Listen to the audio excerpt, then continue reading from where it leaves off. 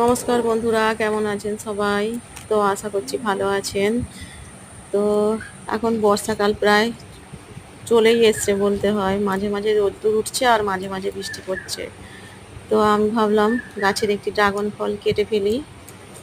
সেই জন্য ড্রাগন ফলটি কাটতে বসলাম। তো দেখুন, ড্রাগন ফলটা আমি কেটে ফেলেছি। কে কে খাবেন বলুন। ড্রাগন ফলটি কিন্তু খুব মিষ্টি হবে মনে হচ্ছে। তো এতই রসালো হয়েছে ড্রাগন ফলটি।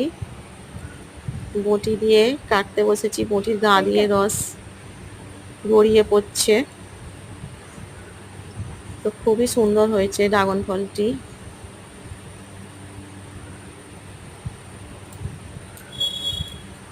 কার কার ড্রাগন ফল খেতে ভালো লাগে বলবেন।